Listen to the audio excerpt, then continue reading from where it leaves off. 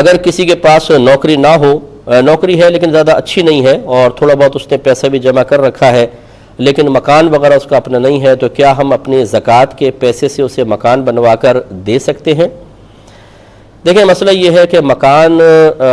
اگر صرف ایک کمرہ آپ بنا کر دے رہے ہیں، وہ بیچارہ جھگیوں کے اندر رہ رہا ہے، تو پھر تو یہ مکان اس کی ضرورت اور حاجت میں آتا ہے۔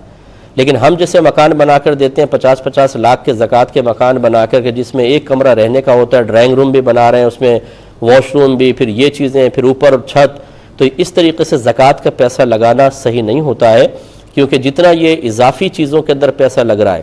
وہ تمام کا تمام پیسہ اگر کسی غریب کو دیا جاتا تو بہت ہی بہتر تھا، اس بیچارے کے مسائل حل ہوتے۔ تو اس طرح ہم رشتہ داروں کو اگر مکان بنا کر دیں اور ان جو غریب ہیں بیچارے رشتہ دار یا محلے کے اندر انہیں کھانے کو بھی نہ ملے، تو یہ طریقہ صحیح نہیں ہوتا۔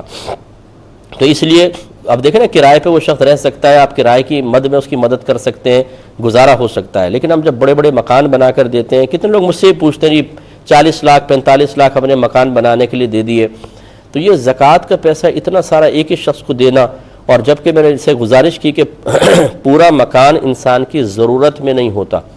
ضرورت اسے کہتے ہیں جس کے بغیر گزارا نہ ہو، انسان ہلاک ہو جائے۔ حاجت اسے کہتے ہیں کہ گزارا تو ہو جائے لیکن شدید مشکل سے ہو۔ منفعت اسے کہتے ہیں کہ گزارا آرام سے ہو جائے لیکن اگر کریں تو تھوڑا سا فائدہ بھی ہو جائے گا۔ اور زینت صرف ڈیکوریشن۔ تو اب جو ہم مکان بنا کر دیتے ہیں، اس میں ضرورت کا پہلو ایک کمرے سے ہی پورا ہو جاتا ہے، ایک باتھ روم سے، پھر اس سے زیادہ حاجت کا درجہ، پھر زینت اور منفعت۔ تو زکوٰۃ جو ہے ضرورت کے مقام پر دیں، یہ بہت ہی بہتر ہے، اس لیے ہمارا مشورہ تو یہی ہوگا۔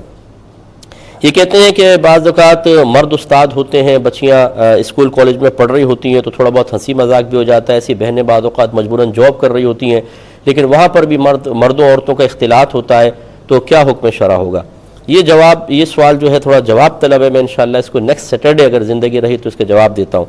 نمازی کہتے ہیں کہ کوئی شخص نماز پڑھ رہا ہے صوفے کے سامنے اور کوئی چیز اس پہ پڑی ہے، ہم ہاتھ بڑھا کے وہ چیز اٹھا سکتے ہیں؟ تو اگر ضروری ہے اٹھانا تو اٹھائیں، ورنہ توجہ بانٹنے کا سبب بنے گا تو مکروہ ہوگا۔ نمازی کے آگے کوئی نماز پڑھ رہا تھا، اس کے آگے کسی نے ٹرالی رکھ دی تاکہ لوگ آرام سے گزر سکیں، سترا بن جائے، کیا صحیح ہے؟ تو بالکل صحیح ہے، اگر وہاں لوگ سامنے سے گزر رہے تھے تو ایسا کر سکتے ہیں۔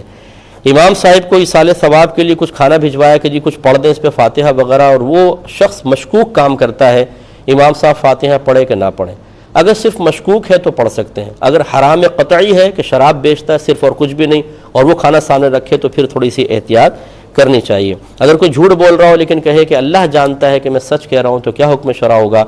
یہ بہت بڑا گناہ کبیرہ ہے، بلکہ میں ایسے مشورہ دوں گا کہ احتیاطاً تجدید ایمان، تجدید نکاح بھی کریں، کیونکہ یہ دراصل اپنے جھوٹ پر اللہ کو گواہ بنانا ہے، اور وہ بھی یعنی بول رہا جھوٹ ہے اور کہہ رہا ہے کہ سچ، تو اس پر اللہ کو گواہ بنانا بہت بڑی بے ادبی اور توہین ہے، اس پر انسان کو توبہ کرنی ہوگی۔